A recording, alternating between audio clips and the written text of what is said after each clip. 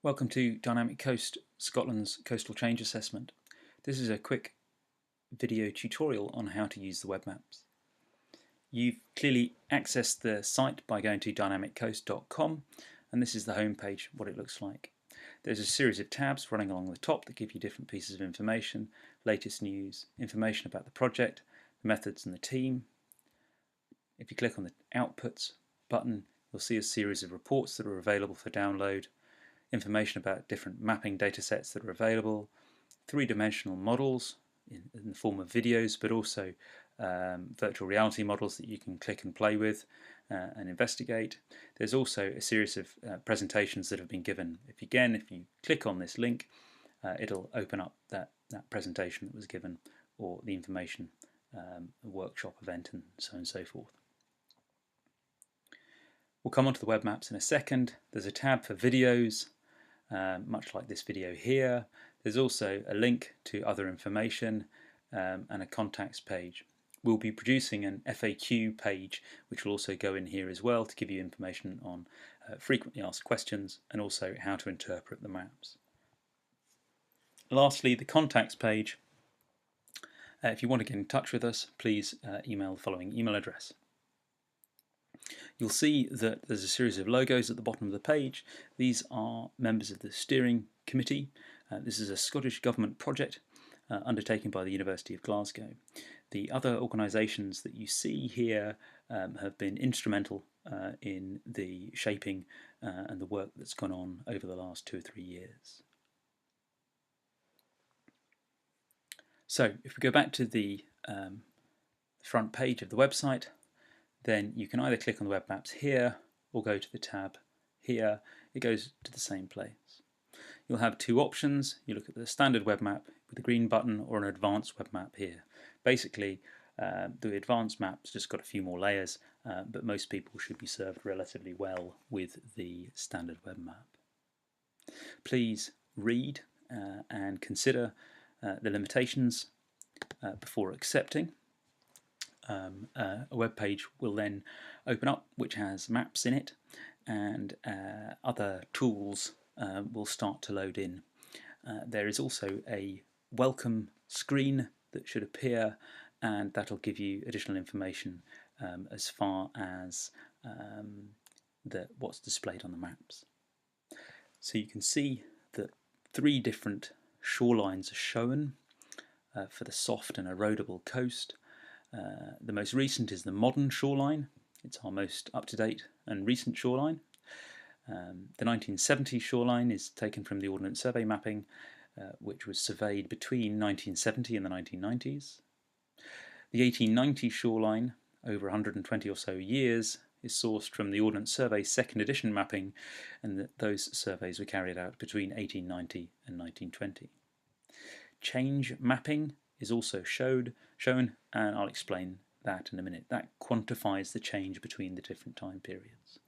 You can click on each of the lines, which gives you more information. Again, please click on the links to get more tips and guidance as far as how to interpret the maps. If you press OK, then you can get into the maps themselves.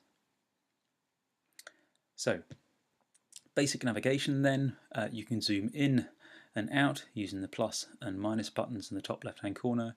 You can type an address or a place name in here and it should take you to it.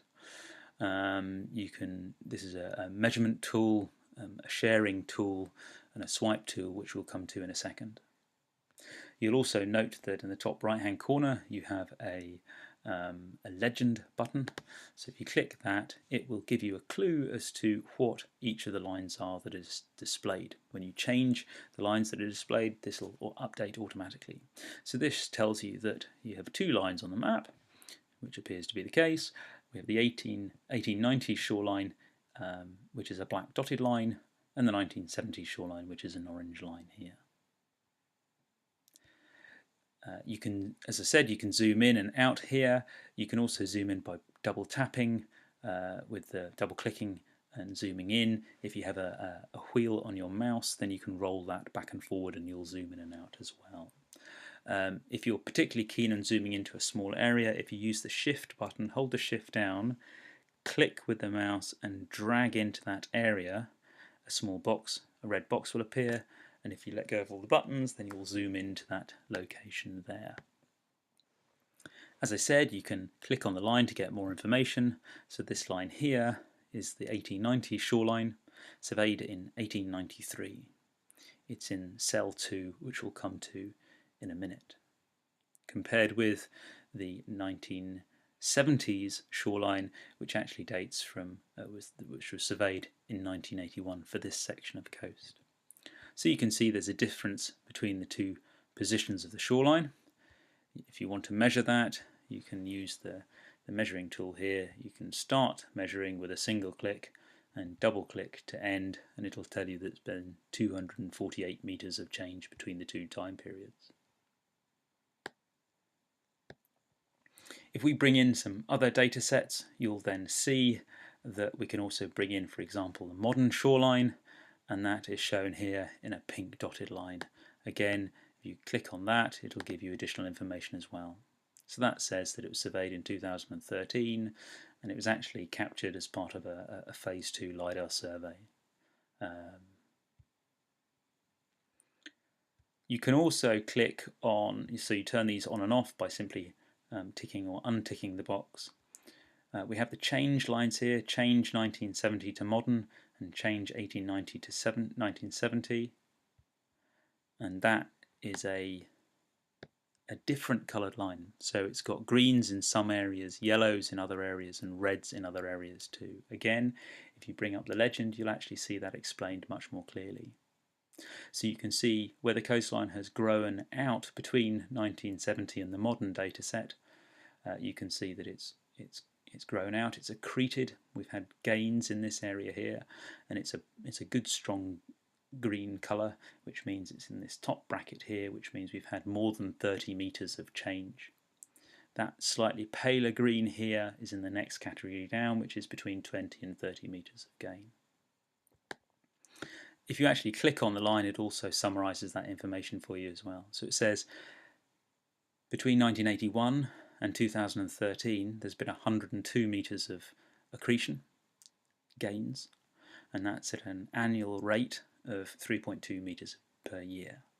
Now obviously that may not have been a completely uniform growth between those two time periods. It may have stopped for large periods of time between the two, but we obviously are taking the 3 time periods and they're giving us impression. We don't know what happens between those lines or actually subsequent to 2013. So that's what's shown here. We can also, you can zoom to a different place and you can see that actually there's been an enormous amount of retreat in this area here and then re-advance following the 1970s. So that's how you can move around. Again, there's other things in here as well that you can have a look at. We mentioned coastal cells earlier on. If we zoom out, then you'll see that the coastal cells are marked. So this is our way as specialists of dividing up the coast into different individual units that behave together.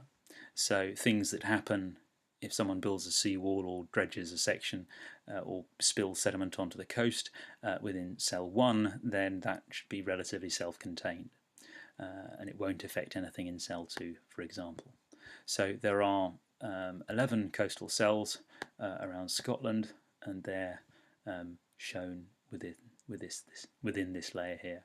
Cell 1 is the Firth of Forth, Cell 2 runs up the east coast, Cell 3, when it does come in, runs along the Moray Firth, Cell 4 is the north coast, and similarly down the west coast is 5, into the Clyde is 6. I'm going a bit quick for the map, so that's 6 coming in there. Cell 7 is the south coast and the Solway Firth, and you'll see that come in a second as the internet catches up.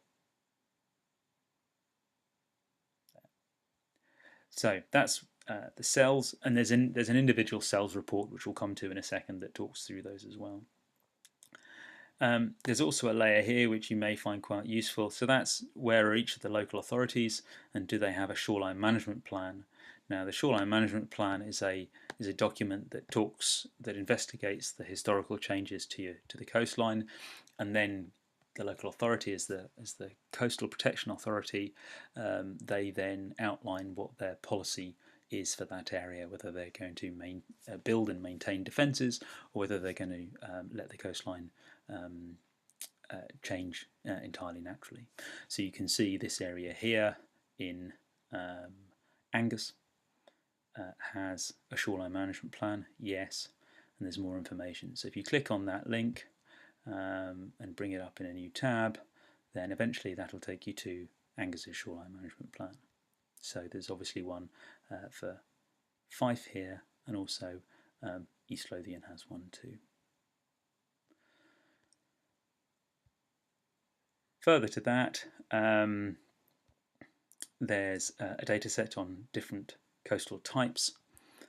So we've gone in and had a look and worked out whether we can classify the coast into different categories. So do we have soft,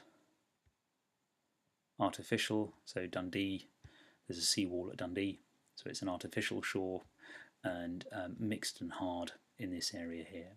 So it's the soft shore, the yellow bits, that we've done our change mapping on, because obviously there's little point looking at whether the shoreline has moved on a rocky shore, because it's very unlikely to.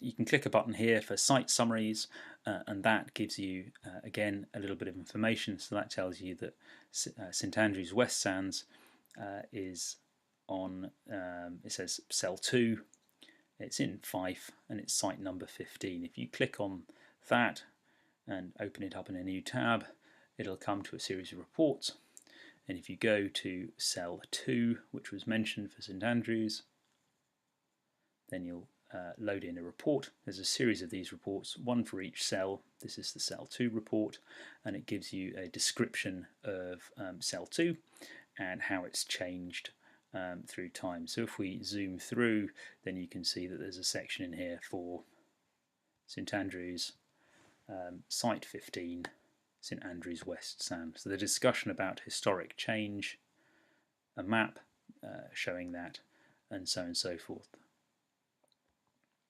So plenty of information around the country, and when you zoom out you see that these dots which account for the significant changes, there's about 140 or so of these little summaries which are available through the website. It's worth just considering for a second some of these layers here. So if you're interested just in the areas that have accreted, then you can see these shown in the green lines here. You'll notice the word significant though, and that's quite important. So these are the areas where we're certain that the changes are real and not due to measurement error or surveying error or methodological errors within the process. So in these areas, the change between the two lines is greater than 10 metres. Similarly, if you're interested in only looking at where the coastline has eroded, then you can see this is where the significant erosion has happened. So you can zoom in to this area here, and you can see that we only have red and orange lines. We don't, if we compare that with the change data, which is the full selection, you can see that the change has these yellow bits. So in that area there, we actually have got less than 10 metres of change. Now that could be real change, but we can't be certain of that because of the width of the lines on the maps. So it's not possible to be certain that that 2.4 metres of retreat is real. It could simply be due to the surveying error. So where we have erosion happening and we're certain that it's real, then you can see that's shown in a bold red line.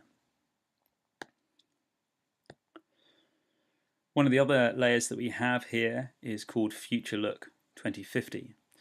And it's a data set that's been developed which basically takes the recent rates of change and project it forward. So if in this instance here we zoom in, we can see we'll turn it off just for a second to explain things to you. If we have the 1970 shoreline, which actually in this location was surveyed in 1995, and the modern shoreline, you can see there's quite a difference there. If you show the change line, you'll see that depicted.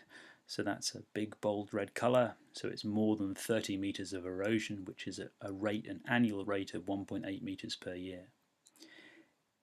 What this Future Look dataset has done is if we roll that annual rate of erosion forward from 2014 in this instance to 2050, then we'll erode that much distance of coast. So the mean high water springs position was here in 1995, is here in 2014, and would be at this line here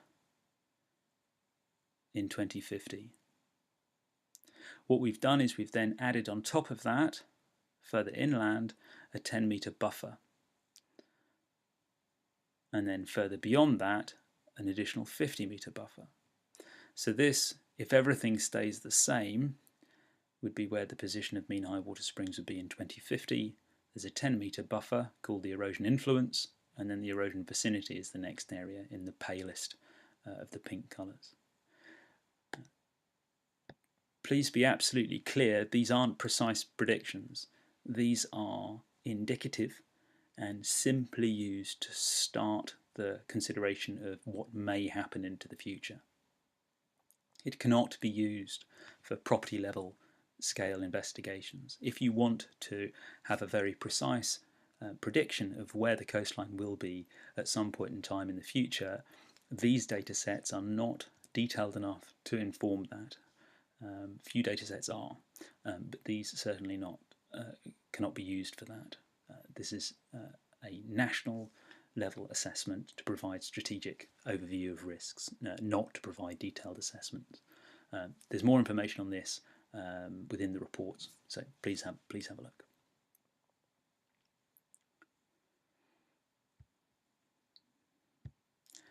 So you can pan around the country and see the lines appearing as you go round, and get an impression how the coastline has changed between different time periods, and how that all fits together. And again, there's obviously extra information, as we said, as far as the site summaries, but also, just as importantly, there's information here in different areas. If there is supplementary information as far as shoreline management plans, which outline the management of the policy statement from the local authority, then you can gain access to it as well. As we said earlier on, please have a look. There's plenty of information on the website, a series of reports as well, helpful guides and tutorials to try and ensure that you are able to use and interpret correctly the information that's being made available here. If you have any questions and they're not answered by the materials provided, then please, as we said, get in touch with a link here. Thank you very much indeed.